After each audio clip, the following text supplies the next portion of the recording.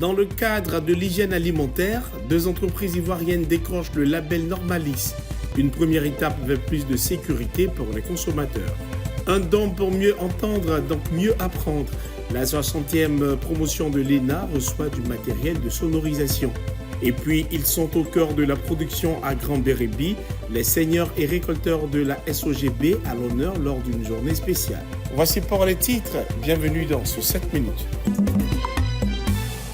Des certificats Normalis attribués à la Société ivoirienne de transformation du vivrier Citrave et Apinom, 2 entreprises ivoiriennes. Objectif, renforcer la crédibilité de leur système d'hygiène alimentaire. L'idée nous est venue. On a eu l'opportunité, grâce à notre groupement, qui est le RED PASSI, de bénéficier de ce programme pour joindre l'acte à la parole, même aussi à la pensée.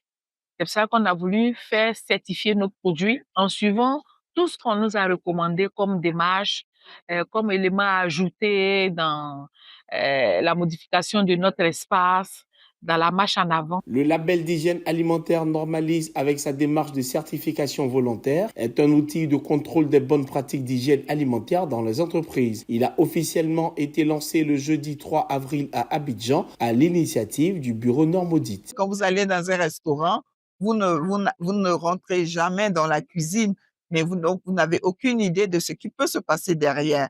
Nous contrôlons pour vous rassurer, pour dire que derrière ce qui a été produit, les locaux sont propres, les normes d'hygiène sont appliquées. Après la certification des premières entreprises, une cohorte de 50 issus de divers secteurs d'activité s'engagera dans la mise en œuvre de ce label. Bureau Normaudit est le premier organisme de certification accrédité en Afrique de l'Ouest et centrale. Il vise entre autres les agrotransformateurs, les boulangeries et les restaurants. Mieux entendre pour mieux apprendre. C'est l'objectif du don effectué par Karim Ouattara, directeur général adjoint de la Loterie nationale de Côte d'Ivoire, à la 60e promotion de l'École nationale d'administration. Vous avez principalement besoin d'assistance pour nous guider dans la salle de sonorisation. Et je pense que j'avais donné un accord. Le lot est composé de microphones, de baffles et d'amplificateurs, un geste qui vise à améliorer la qualité des formations et des échanges dans les amphithéâtres. Dans une ambiance empreinte de reconnaissance, les étudiants n'ont pas caché leur joie. C'était vraiment un déficit à notre niveau. Lorsque nous avons certaines conférences, c'est plus un effort pour se concentrer. Je suis en train de les paroles conférenciers, mais aujourd'hui, nous pensons que ce déficit-là est très loin derrière nous. Ça, c'est un des scènes comme le mot qu'il employait lui-même. Vraiment, nous ne pouvons que lui dire merci. Pour nous, il fait grande joie de recevoir donc des dons, mais surtout des dons en provenance de personnes individuelles, de personnes comme quand la personne de M. Karim Ouattara, qui n'a pas fait l'École nationale d'administration, mais qui a été sollicité pour une conférence ici. Ce don est bien plus qu'un appui logistique. Il traduit un engagement fort en faveur de l'éducation et du développement du capital humain en soutenant concrètement les futures élites de l'administration ivoirienne.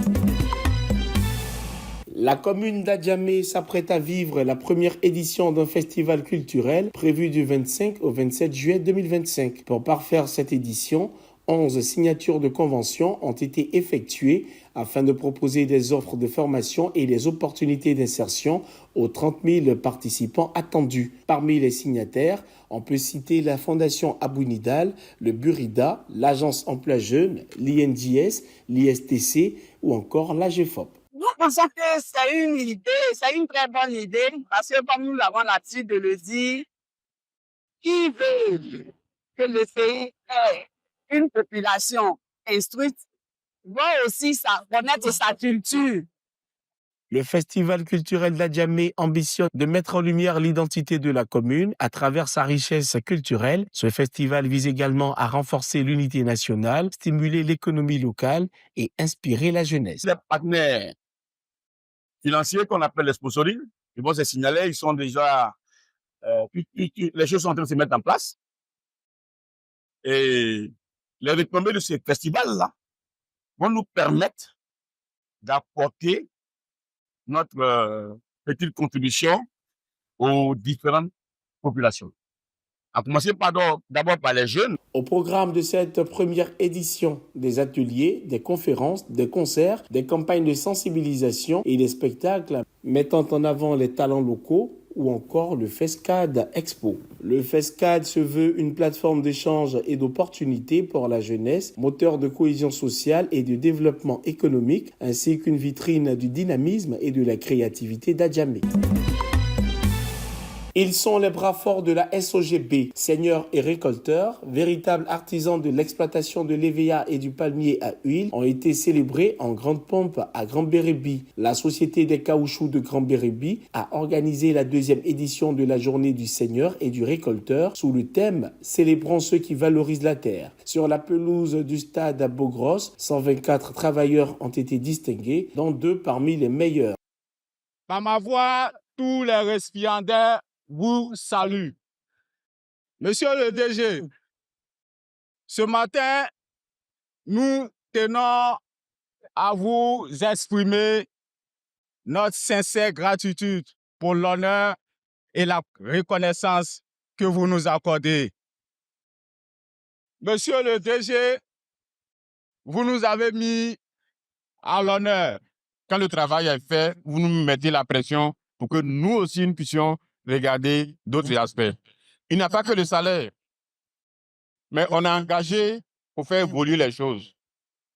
Pourquoi cette journée? Tout simplement pour célébrer ceux qui sont au cœur de notre métier, c'est-à-dire les récolteurs pour le palmier à huile et les collecteurs, bien entendu, et les seigneurs pour l'EVA, parce que sans eux, nous n'aurions pas de matières premières à usiner, nous n'aurions pas de caoutchouc à commercialiser, nous n'aurions pas d'huile de palme à vendre.